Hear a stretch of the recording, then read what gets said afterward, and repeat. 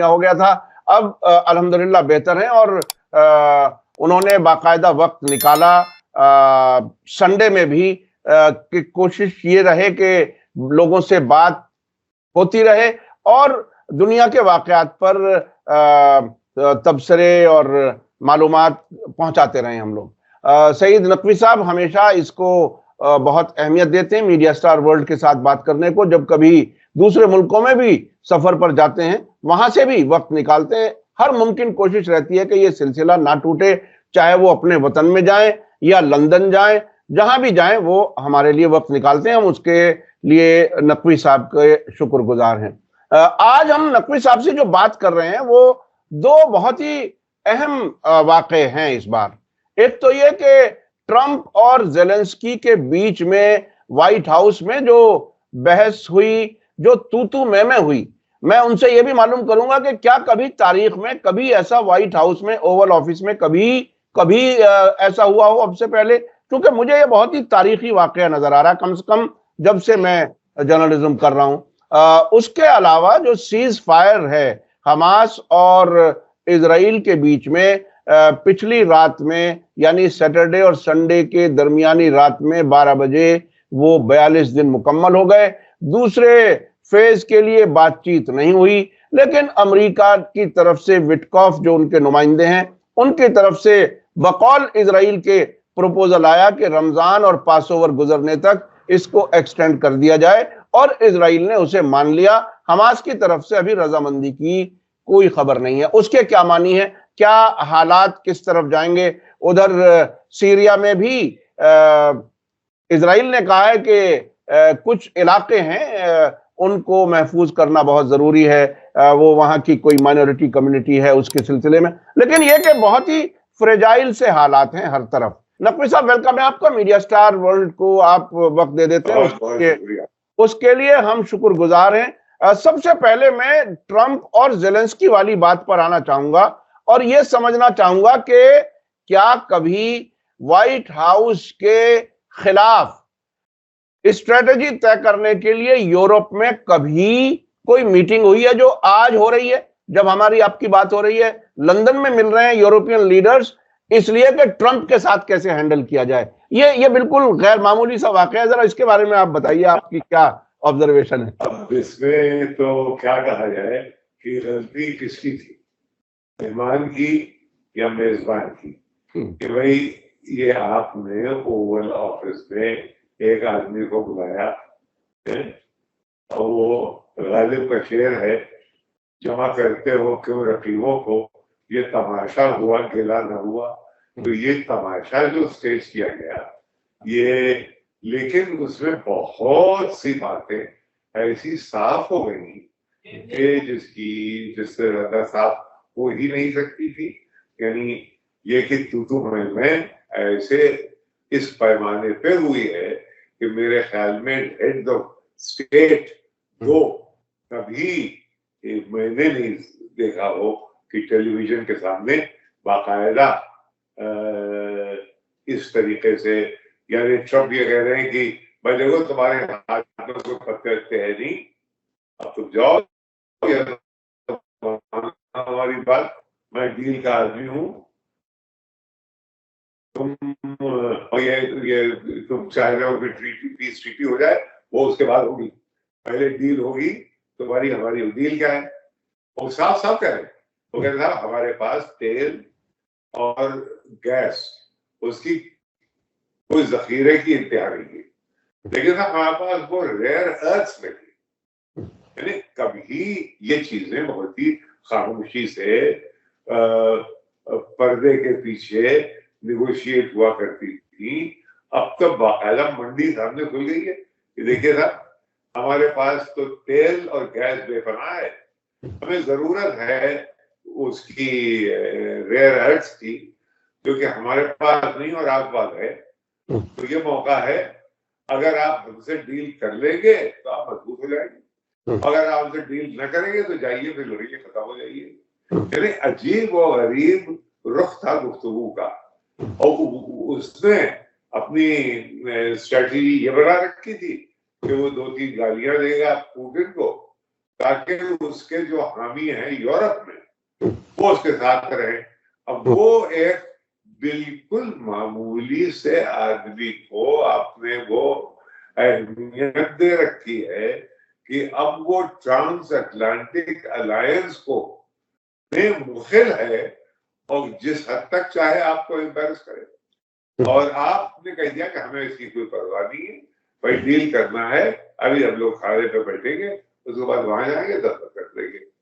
अब वो दस्तखत हुए नहीं हुए, उसके बाद बीच में उन्होंने कह दिया कि भाई देखिए असल में बात यह है कि आप अभी जाइए, जब आप पीस के लिए तैयार होंगे तो आइए। पीस के लिए तैयार होने का मतलब यह है कि आप जब डील पे दस्तखत करने के लिए तैयार हो तो तशरीफ ले आइएगा। हमको आपकी जो वो रेयर अर्थ है उसकी जरूरत है। सर जरूरत भी अजीब और गरीब मामला है।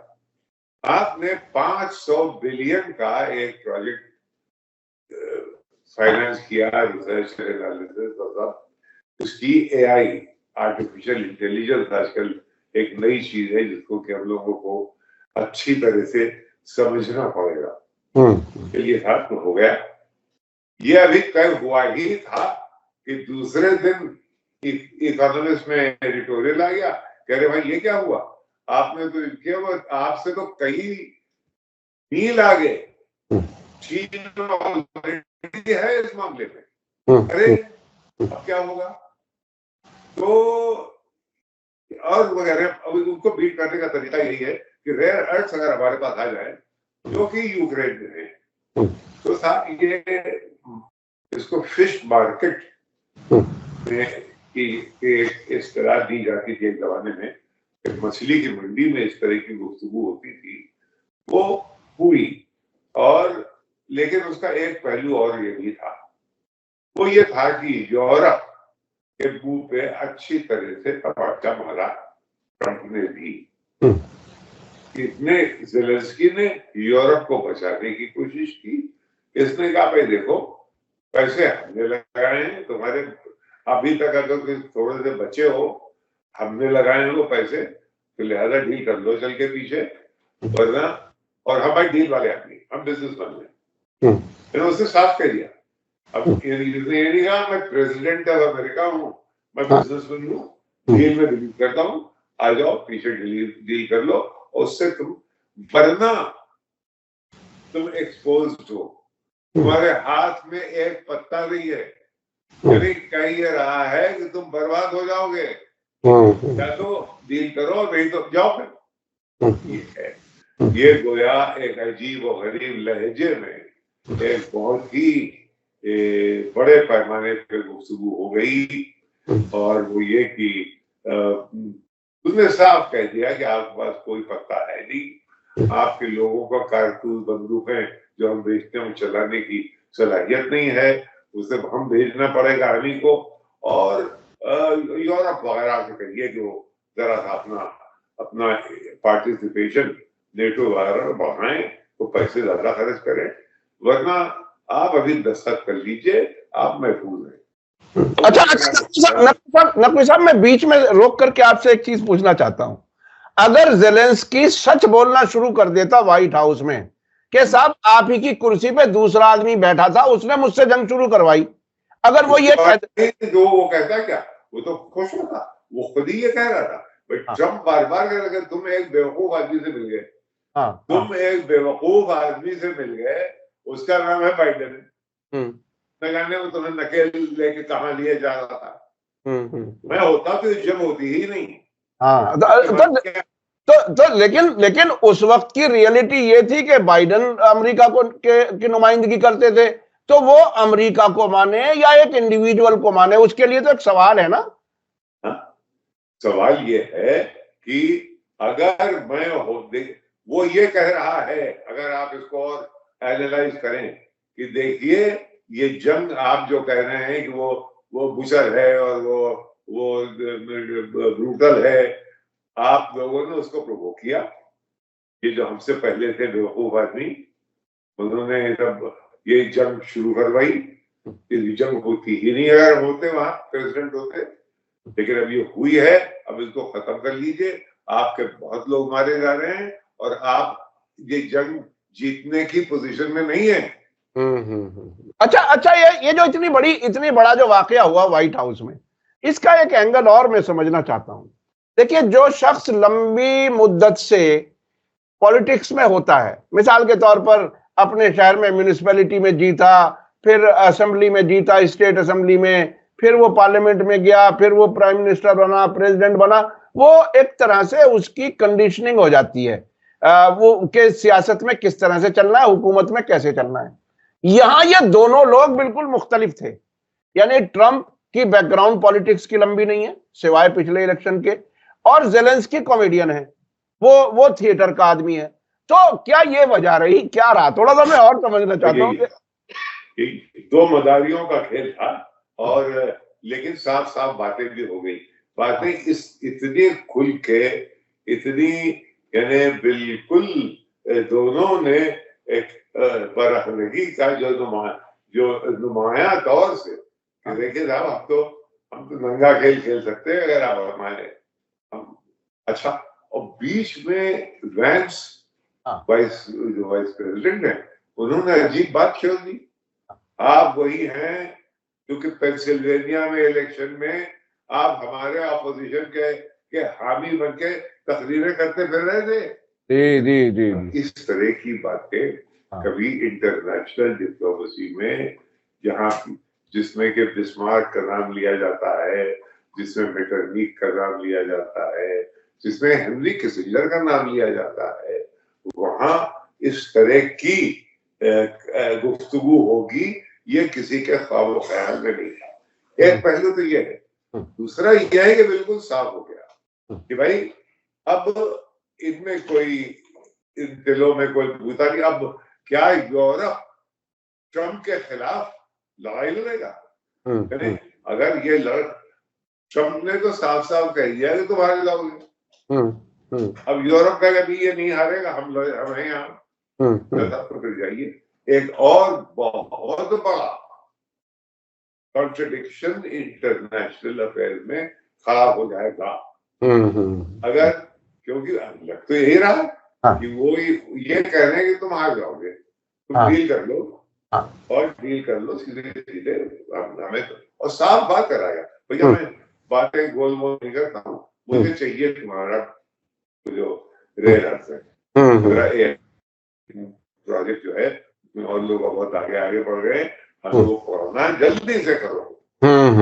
मैं अपने दर्शकों से बता दूं, रेयर अर्थ जो है वो नायाब किस्म के मेटल्स, खनिज जिसे हिंदी में कहा जाता है, वो वहां पर है, और उस पर नजर है डोनाल्ड ट्रंप की। वो जो अब तक अमेरिका ने खर्च किया है उस जंग में, वो सारा उसके जरिए वापस लेना चाहता है। कायनात में उनकी नजर है, उनकी नजर वही रेयर अर्थ ग्रीनलैंड में भी है। बिल्कुल बिल्कुल, जी हाँ जी। अरे वो ग्रीनलैंड पे जो उनकी नजर है, वो अभी आगे वो अफसाना भी खत्म नहीं हुआ है, वो भी वही है। वो अपने बिल्कुल एक असरे नौ फॉरेन पॉलिसी का इफ्तिताह, एक नई फॉरेन पॉलिसी का इफ्तिताह, जिसमें कि जंग हम नहीं चाहते, हम लड़ाइयां नहीं चाहते, और उसी किस्म का लालच, हमें वो चीज चाहिए, तो वहां के लिए फिर हम अपनी ताकतें लगा देंगे। ये है। और उसी किस्म का लालच गाजा में भी रिवेरा बनाने में, वो भी। अब गाजा का मामला दूसरा है। देखिए यहाँ तो आप जब स्कूल में हुआ करते थे तो कभी कभी क्लास कट करने के लिए प्रिंसिपल से शिकायत कर दी जाती थी।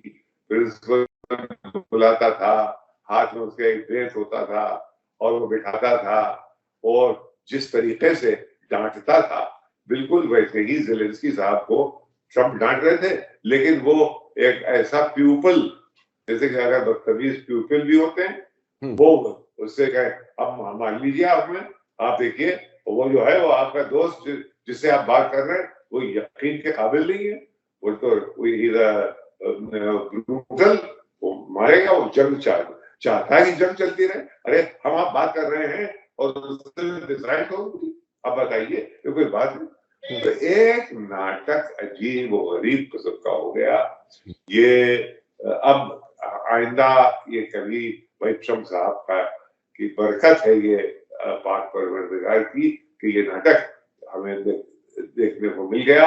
अब आगे और क्या होता है अब देखिए।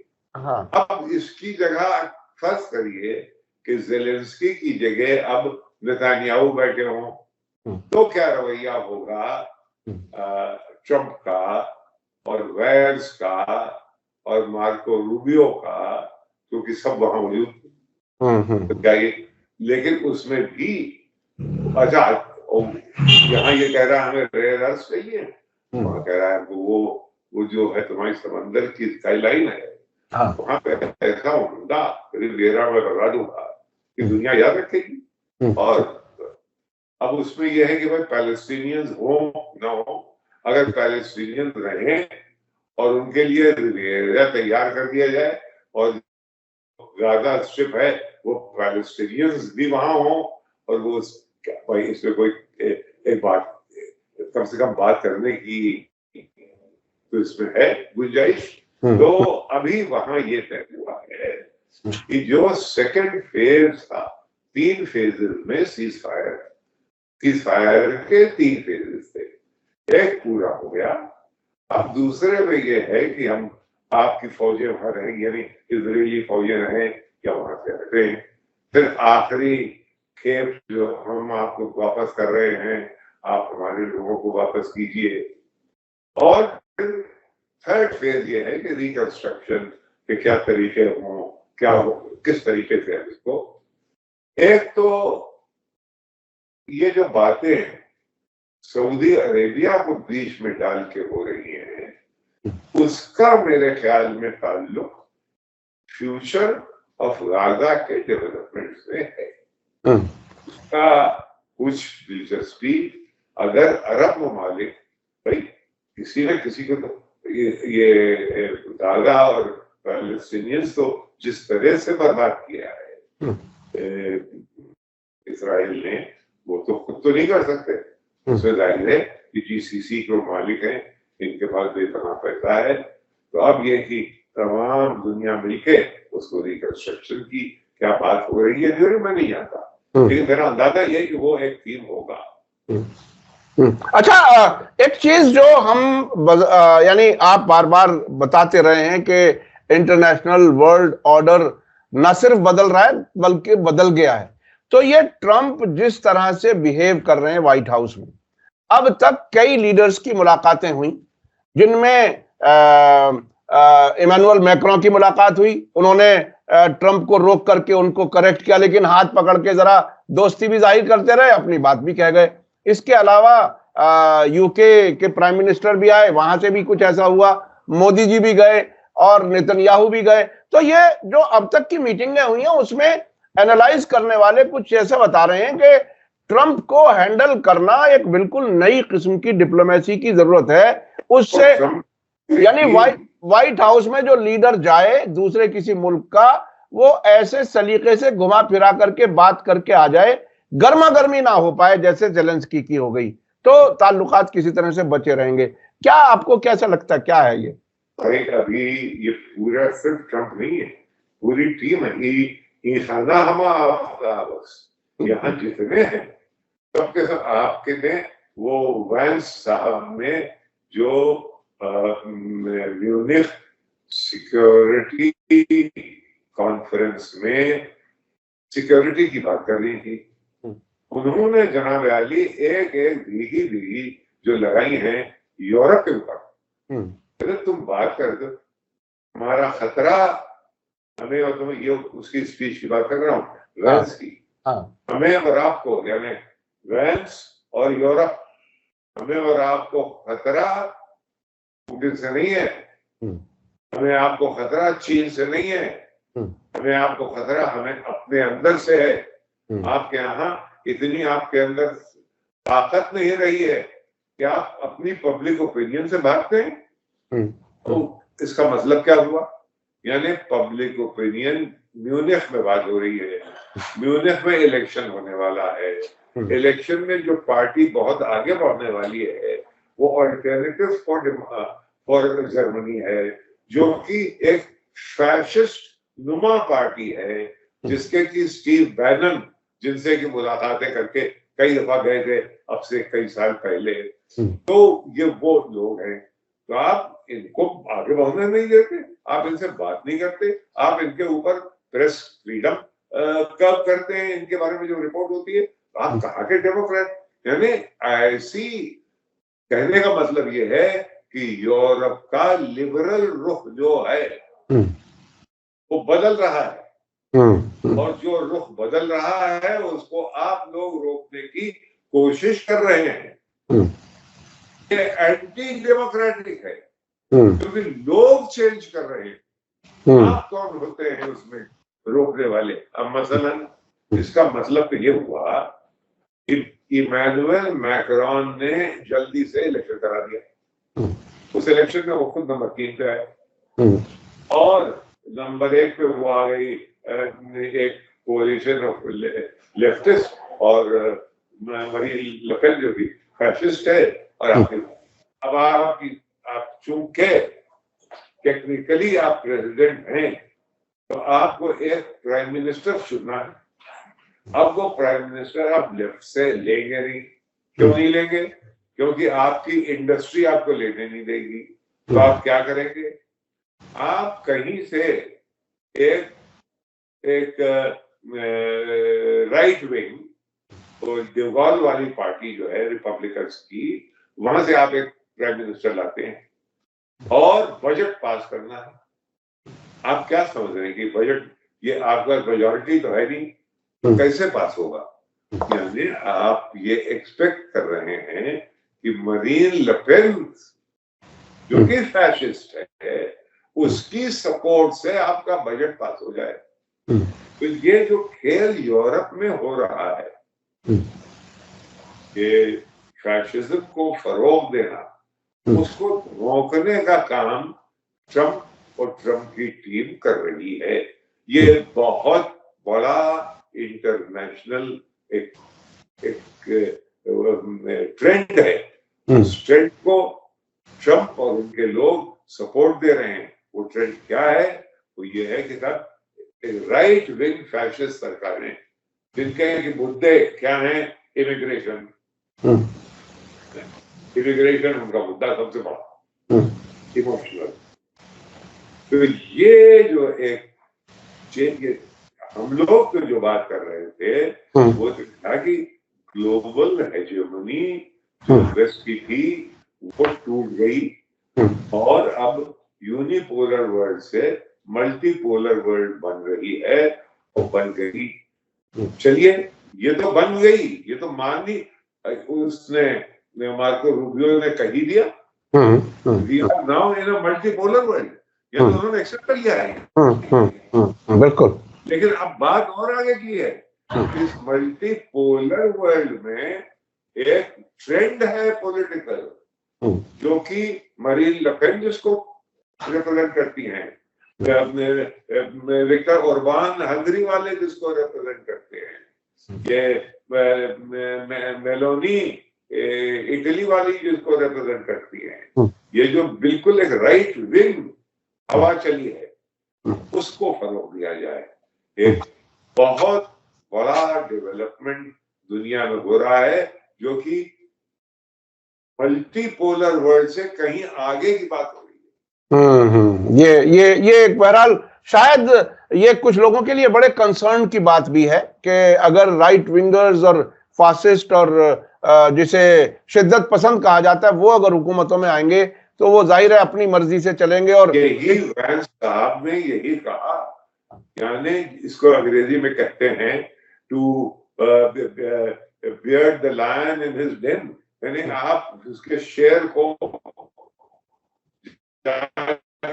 वही ठीक करें। और जहां पे इलेक्शन होने वाला है, तो एक कयामत खैर दुनिया तैयार की जा रही है साहब, तूफानी।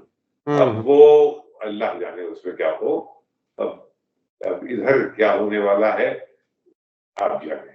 जी जी, तो ये बहरहाल जो West Asia, Middle East, West Asia का एक पहलू मैं उजागर कर दूं आपके लिए। हाँ। और आपके ऑडियंस के लिए। जी जी जी।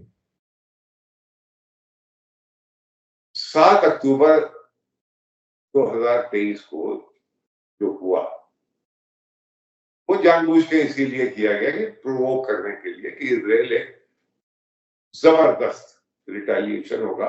हमारा इशू जो कि मर गया है, हर एक ओपन प्रिजन में रहते हैं, वो अब दुनिया के आगे एक बहुत बड़ा इशू हो जाएगा। वो इशू हो गया। अब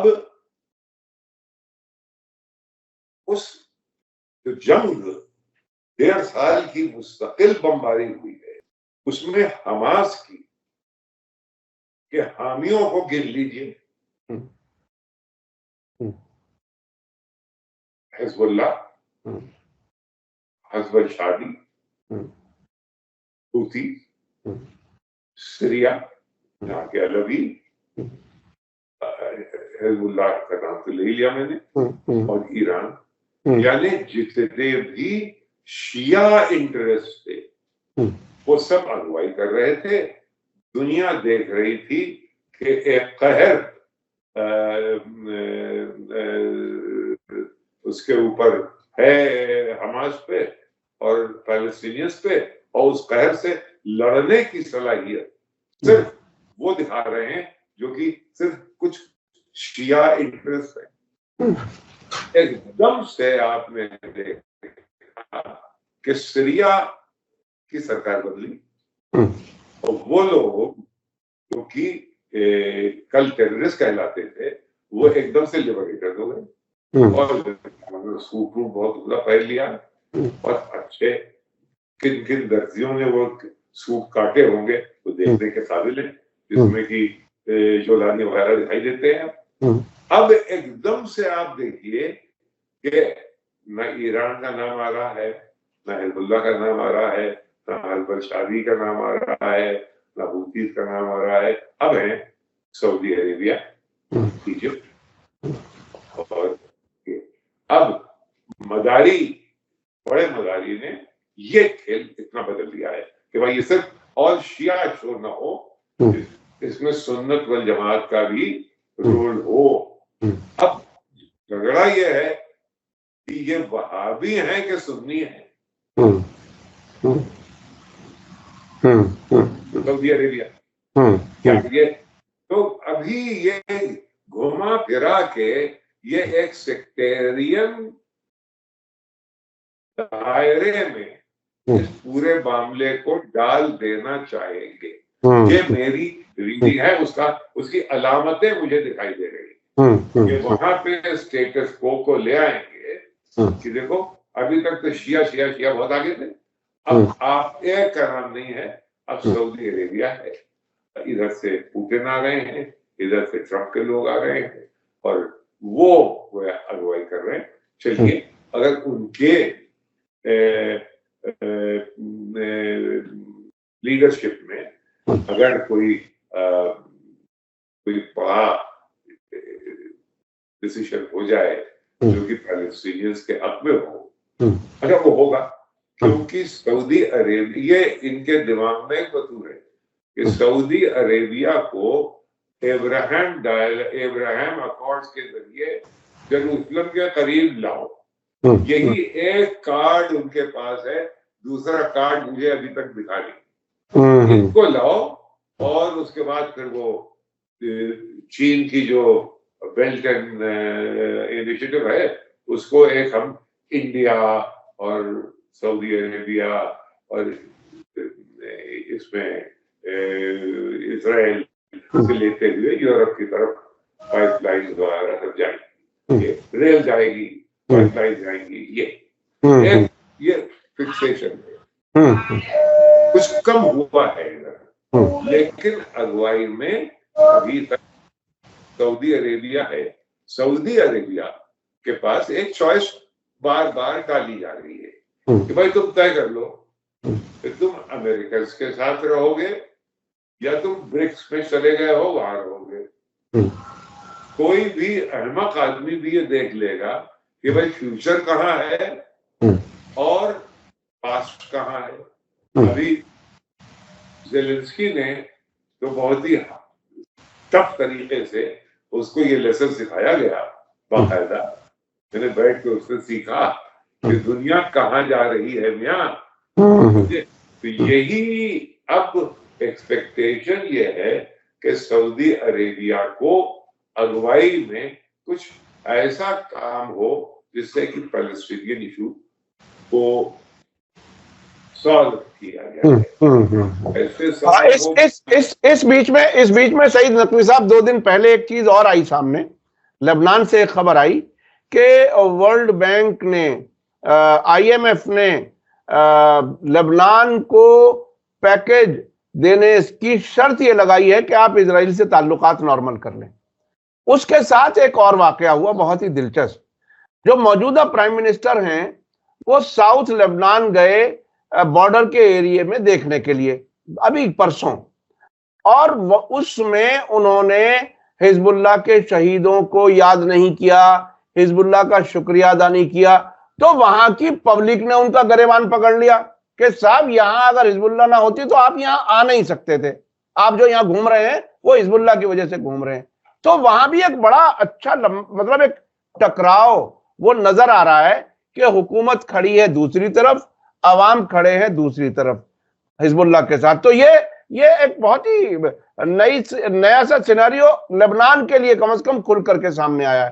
तो वो बहरहाल अपनी शर्तें लगाते रहते हैं कि आप हमारे साथ होंगे तो हम आपको ये फायदे देंगे। तो लेबनान कहाँ जा सकते? लेबनान सब जानते हैं कि लेबनान का प्रेसिडेंट मैगलाइट क्रिश्चियन होगा, लेबनान का प्राइम मिनिस्टर सुन्नी होगा, लेबनान का स्पीकर जो है वो शिया होगा क्योंकि नबी बेरी हैं, और ये हिजबुल्लाह जो है ये तो देन है इसराइल की।